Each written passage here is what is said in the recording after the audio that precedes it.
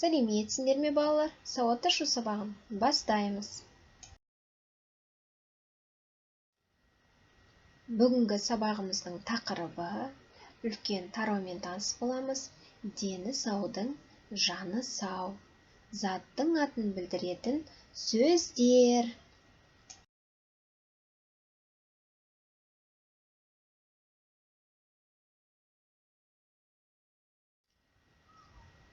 Ал балалар, оқулықтарымыздағы бірінші жаттығудағы суретке қарайықшы. Қандай сурет көріп тұрмыз? Дұрыс айтасыңдар, күн тәртібі. Күн тәртібінің бізге қандай пайдасы бар? Жарайсыңдар. Біз оқушылар дұрыс тамақтануымыз үшін, ұйықтайтын, серуенге шығатын, ойнайтын және оқу қызметінің әрдайым біркелкі жүйелі болуы осы күн тәртібіне байланысты.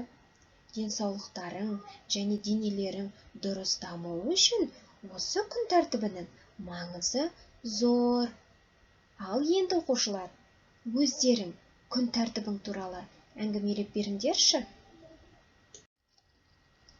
Балалар, есімізде сақтаймыз, күн тәртібі сенің сергек болуыңа көмектеседі. Күн тәртібін сақтасаң, көп нәрсеге үлгересің. Келесі жұмысымыз оқушылар. Оқулықтарымыздағы екінші жаттығу мәтінді түсініп оқы. Мектеп стадионында бір қария мен 7-8 жастағы бала күнде таңертең кездеседі. Қария жаттығулар жасайды. Арасында жүгіріп те қояды. Ал бала болса, тек итін қыдыртып жүреді. Бірде бала қариядан осынша жасқа келсе де спортпен айналысуының себебін сұрайды. Оқушылар, осы мәтіндегі қарияның берген жауабын өз ойларыңызбен айтып көреміз.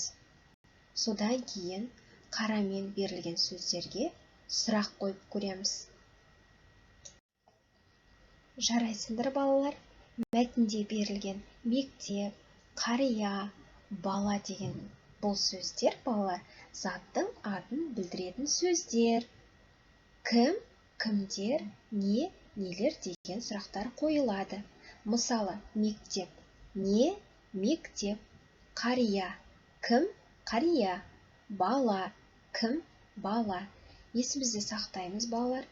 Кім, кімдер деген сұрақты тек қана адамдарға қоямыз. Ал заттарға не, нелер деген сұрақтар қойылады.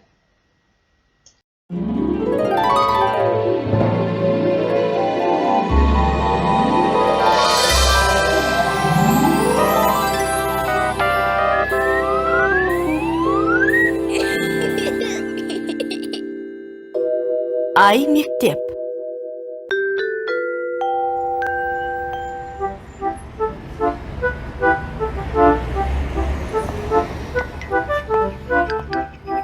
Біздің үйге қонаққа кімдер келеді? Бауыржан ағамыз бен Салтанат тәтеміз келеді. Ал не аламыз? Әртүрлі заттар аламыз. Әртүрлі заттар емес қой бұл. Енді не? Бұл азық-түлік. Тағы не аламыз? Керек жарақ заттарды аламыз. Мыналар көкөністер.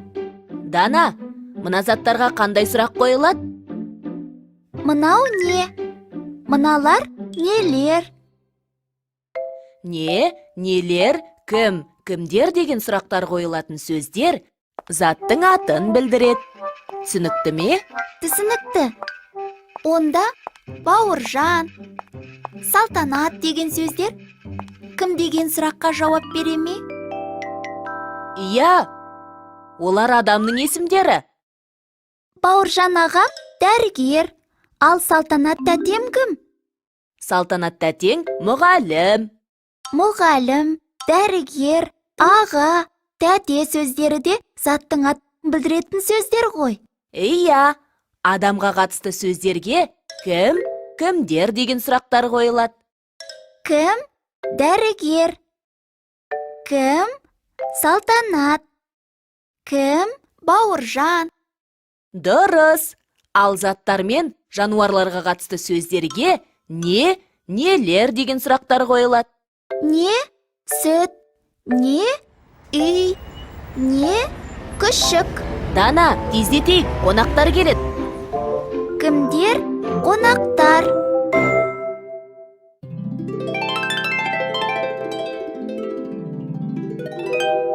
Қайталайық.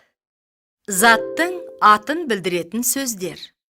Заттың атын білдіретін сөздерге кім, кімдер, не, нелер деген сұрақтар қойылады.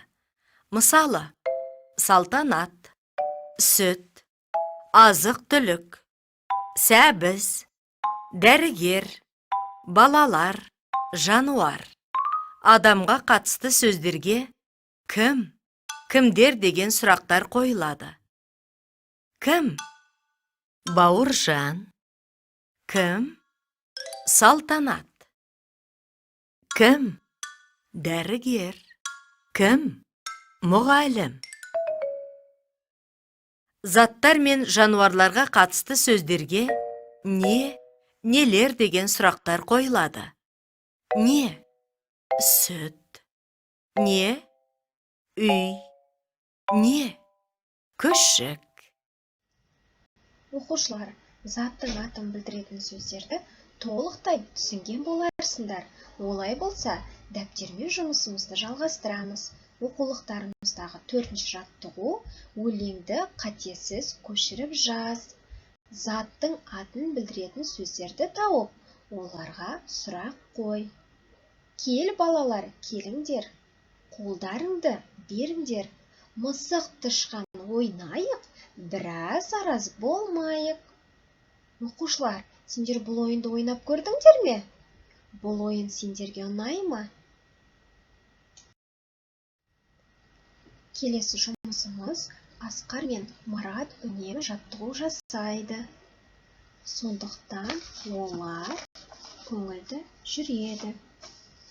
Деген сөйлемді жол парағы кеңістіктің жолдың жоғарғы және төменгі сызығын сақтап, әріп элементтерін каллиграфиялық талаптарға сай көркем етіп жазамыз.